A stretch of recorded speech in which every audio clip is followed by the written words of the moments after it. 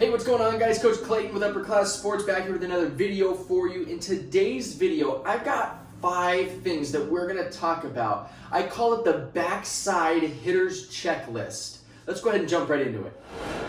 All right, number 1 is the back foot angle. Now, what I mean by the back foot angle is I'm talking about when you step into the box and you get into your stance. Now, the back foot angle, something that we need to make sure we do every single time we step in the box is make sure our back foot is angled correctly. A lot of times we see that when hitters step into the box, their back foot is not straight out this way, right? If the pitcher is out in front of me this way, their back foot's not straight out this way. What we see is hitters with their foot angled kind of towards the catcher, right? And if their foot is angled towards the catcher, this is going to hinder their power output because look at where their knee is pointed. And now when we go into the swing, that backside has a lot further that it has to travel to get all the way around. We're trying to generate all of that energy and that power and that force from the ground. And if we have to travel a further distance to get that power up through the body, we are going to leave some power on the table. So just something to remember every single time you step into the box, make sure your back foot is straight away, right? Now, we see some guys like Albert Pujols. Albert Pujols kind of cheats his foot in the other direction, right? So he has his back foot somewhat angled in play, kind of towards like the second baseman. Now, the reason why he does this is because he wants to make sure that those hits and that backside and everything can fire at the right time, right? So he cheats so that way he makes sure that he's not leaving any power on the table. So if we are going to angle our foot, we need to make sure we are angling it towards in play or having it straight away. All right, so number 2 on the checklist is stay stacked over your back foot.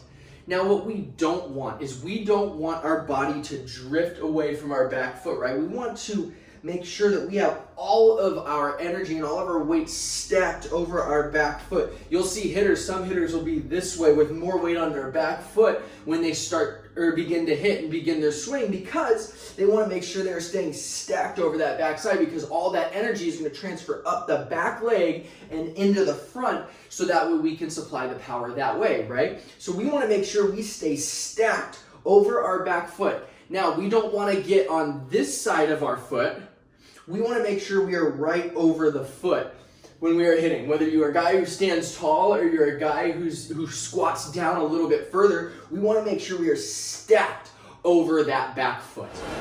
All right, number 3 on the checklist is keep your weight on the inside part of your back foot. So, in staying stacked over our back foot, which was number 2 on the checklist, we want to make sure that our weight is on the inside part of that back foot, right? On this part of the back foot instead of in the middle or on the outside, right? And we want to stay weight on the inside half of that back foot because everything's going to go this way, right? Our first motion is going to be to drive that knee forward and get ourselves up on that toe, right? So we want to make sure our weight is on the inside part of that back foot as we enter into our swing, right? So I'm staying stacked over that back foot here, and I've got my weight on the inside part of that foot, right? So we want to make sure we do this every single time because we want to make sure we get that energy transfer up through the body and everything going out towards the pitcher, and we don't want any of that energy going in any other direction except for forward through the pitcher.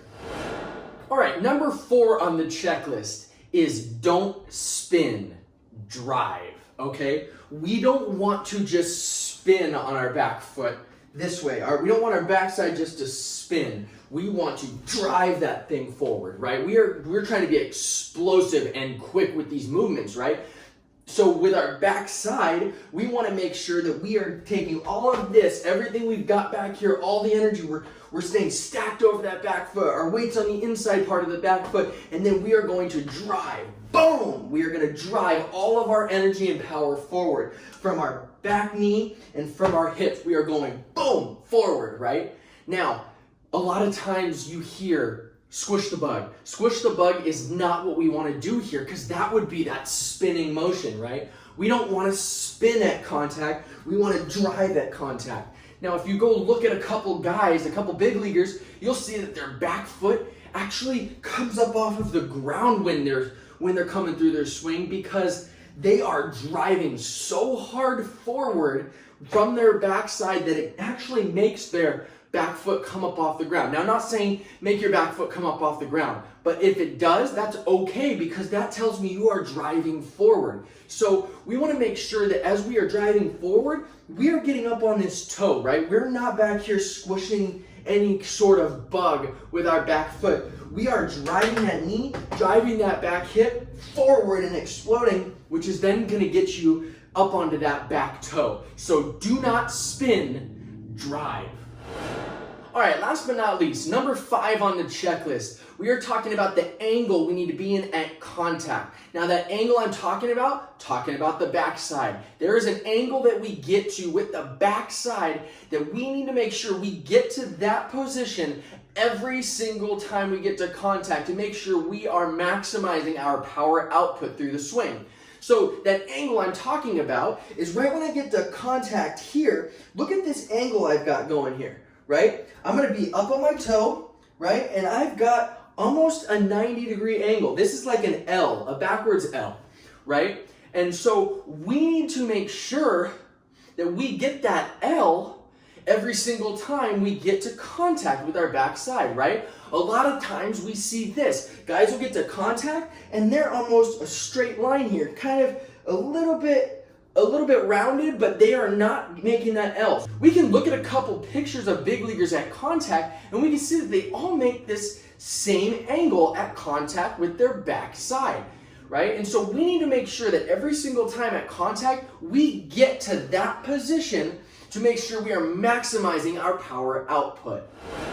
All right, guys, I hope you guys found this video helpful. If you guys did, please go ahead and give it a thumbs up. And don't forget to comment down below and let me know if you learned anything new from this video. And don't forget to hit that subscribe button and turn on those bell notifications so that way you guys are notified every single time we drop a video. Thanks, guys, and we'll see you real soon.